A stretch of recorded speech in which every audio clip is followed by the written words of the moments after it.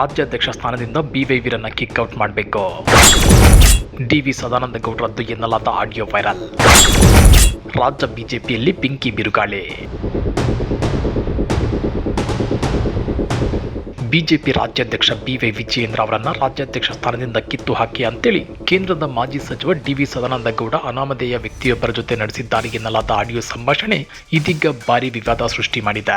ಕೇಂದ್ರದ ಪ್ರಮುಖ ವ್ಯಕ್ತಿಯೊಬ್ಬರ ಜೊತೆ ಸುಮಾರು 3 ನಿಮಿಷಗಳ ಕಾಲ ದೂರವಾಣಿ ಮೂಲಕ ಮಾತನಾಡಿರುವ ಆ ಆಡಿಯೋ ವೈರಲ್ ಆಗಿದ್ದು, ಪಕ್ಷದಲ್ಲಿ ಬಿವೈ ವಿಜಯೇಂದ್ರ ಅವರನ್ನ ಅಧ್ಯಕ್ಷ ಸ್ಥಾನದಿಂದ ಕೆಳಗಿಳಿಸಲು ಪಿತೂರಿ ನಡೆಯುತ್ತಿದೆ ಅನ್ನೋದಕ್ಕೆ ಇದು ಮತ್ತಷ್ಟು ಪುಷ್ಟಿಯನ್ನು ಒದಗಿಸಿದೆ. ಹಾಗಾದ್ರೆ ಏನಿದು ವಿವಾದ? ರಾಜ್ಯ ಬಿಜೆಪಿಯಲ್ಲಿ ಎದ್ದಿರೋ ಆ ಬೆಂಕಿ ಬಿರುಗಾಳಿಯಾದ್ರೂ ಏನ್ ಗೊತ್ತಾ?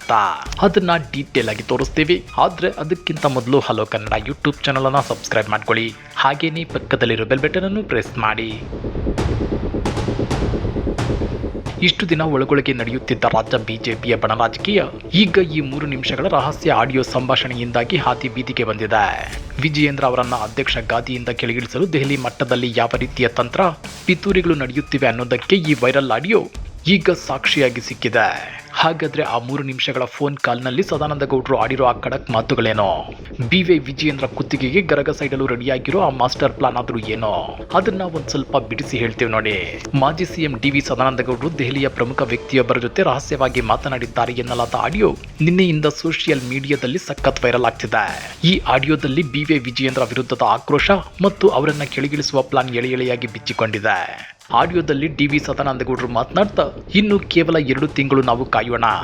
ಜೂನ್, ಜುಲೈ, ಆಗಸ್ಟ್ ತಿಂಗಳು ಮುಗಿದ ನಂತರ ನವೆಂಬರ್ಗೆ ಹೇಗಿದ್ರು ವಿಜಯೇಂದ್ರ ಅವರ ಅಧ್ಯಕ್ಷ ಸ್ಥಾನದ ಅವಧಿ ಮುಗಿಯಲಿದೆ. ಅಲ್ಲಿಯ ತನಕ ಕಾದು ಅವರ ಅವಧಿ ಮುಗಿಯುತ್ತಿದ್ದಂತೆಯೇ ಅವರನ್ನ ಅಧ್ಯಕ್ಷ ಸ್ಥಾನದಿಂದ ಕಿಕ್ಔಟ್ ಮಾಡಿ ಅಂತ ಹೇಳಿದ್ದಾರೆ ಎನ್ನಲಾಗ್ತಿದೆ. ಅಷ್ಟೇ ಅಲ್ಲ, ಈಗಲೇ ಅವರನ್ನ ಕಿತ್ತು ಹಾಕಿದ್ರೆ ನಾವೆಲ್ಲ ಲಿಂಗಾಯತರ ವಿರೋಧಿಗಳು ಎಂಬ ತಪ್ಪು ಸಂದೇಶ ರವಾನಿಯಾಗುತ್ತೆ. ಅದಕ್ಕೆ ಅವಕಾಶ ಕೊಡಬೇಡಿ. ನವೆಂಬರ್ನಲ್ಲಿ ಅಧಿಕಾರ ಮುಗಿಯುತ್ತಿದ್ದಂತೆ ಕಿತ್ತು ಹಾಕ್ಬಿಡಿ. ಆಗ ಯಾವ ಗೊಂದಲವೂ ಇರೋದಿಲ್ಲ. ಎಲ್ಲ ಸಮಸ್ಯೆಗಳು ಇತ್ಯರ್ಥವಾಗಲಿವೆ ಅಂತೇಳಿ ಡಿವಿ ಸದಾನಂದ ಗೌಡರು ಸಲಹೆ ನೀಡಿದ್ದಾರಂತೆ. ಇಲ್ಲಿ ಟ್ವಿಸ್ಟ್ ಏನು ಅಂದ್ರೆ, ಈ ಫೋನ್ ಕರೆಯಲ್ಲಿದ್ದ ಆ ಅನಾಮಧೇಯ ವ್ಯಕ್ತಿ ಮತ್ತೊಂದು ತೀಕ್ಷ್ಣವಾದ ಪ್ರಶ್ನೆ ಕೇಳಿದ್ದಾನೆ. ವಿಜಯೇಂದ್ರ ಅವರನ್ನ ಮುಂದುವರಿಸೋದರ ಹಿಂದೆ ಕೇಂದ್ರ ಸಚಿವ ಪ್ರಹ್ಲಾದ್ ಜೋಶಿ ಮತ್ತು ರಾಷ್ಟ್ರೀಯ ಸಂಘಟನಾ ಪ್ರಧಾನ ಕಾರ್ಯದರ್ಶಿ BL ಸಂತೋಷ್ ಅವರ ಕೈವಾಡ ಇದೆಯಾ ಅಂತ ಪ್ರಶ್ನೆ ಮಾಡಿದ್ದಾರೆ. ಅದಕ್ಕೆ ಉತ್ತರಿಸಿರೋ ಡಿವಿ ಸದಾನಂದ ಗೌಡರು, ಇಲ್ಲಿ ಒಬ್ಬೊಬ್ಬರು ಒಂದೊಂದು ರೀತಿಯಲ್ಲಿ ಆಟವಾಡ್ತಿದ್ದಾರೆ, ನೋಡೋಣ ಮುಂದೇನಾಗುತ್ತೆ ಅಂತ ನಿಗೂಢವಾಗಿ ಹೇಳಿದ್ದಾರೆ. ಇದೇ ವೇಳೆ ತಾವು ಮತ್ತೊಮ್ಮೆ ಬಿಜೆಪಿಯ ಸಾರಥ್ಯ ವಹಿಸಲು ಸಿದ್ಧ ಅನ್ನೋ ಮುನ್ಸೂಚನೆಯನ್ನ ಡಿವಿ ಸದಾನಂದ ಗೌಡರು ಬಿಟ್ಟುಕೊಟ್ಟಿದ್ದಾರೆ. ನಾನು ದೇವರನ್ನ ನಂಬುವ ವ್ಯಕ್ತಿ. ಈಗಲೂ ನಾನು ಹೊರಗೆ ಹೋದ್ರೆ ಬಸ್ ನಿಲ್ದಾಣ, ಆಟೋ ಸ್ಟ್ಯಾಂಡ್ಗಳಲ್ಲಿ 40 ರಿಂದ 50 ಜನ ಸೇರುತ್ತಾರೆ. ತಮ್ಮ ಜನಪ್ರಿಯತೆ ಇನ್ನೂ ಕುಗ್ಗಿಲ್ಲ ಅಂತೇಳಿ ಪರೋಕ್ಷವಾಗಿ ಹೈಕಮಾಂಡ್ಗೆ ಸಂದೇಶ ರವಾನಿಸಿದ್ದಾರೆ. ನಾನು ಈ ಹಿಂದೆ ಅಧ್ಯಕ್ಷನಾಗಿ ಕೆಲಸ ಮಾಡಿದಾಗ ಎಲ್ಲರನ್ನೂ ವಿಶ್ವಾಸಕ್ಕೆ ತೆಗೆದುಕೊಂಡು ಹೋಗಿದ್ದೆ.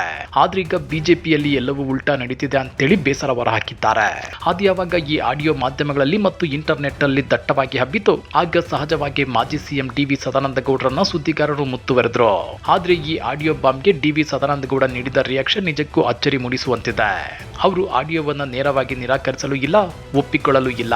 ಬದಲಿಗೆ ಈ ಆಡಿಯೋ ಕುರಿತು ನಾನು ಯಾವುದೇ ಕಮೆಂಟ್ಗಳನ್ನ ಮಾಡುವುದಿಲ್ಲ, ನನ್ನದಲ್ಲದ ಆಡಿಯೋ ಮತ್ತು ವಿಡಿಯೋಗೆ ನಾನು ಉತ್ತರಿಸುವ ಅಗತ್ಯವಿಲ್ಲ ಅಂತೇಳಿ ಜಾರಿಕೊಂಡಿದ್ದಾರೆ. ಅಷ್ಟೇ ಅಲ್ಲ, ಈ ಆಡಿಯೋದ ಸತ್ಯಾಸತ್ಯತೆ ಏನೆಂಬುದು ಹೊರಬರಲಿ. ನನ್ನ ಬಗ್ಗೆ ಬಹಳ ದಿನಗಳಿಂದ ಚರ್ಚೆ ಆಗ್ತಾನೆ ಇದೆ.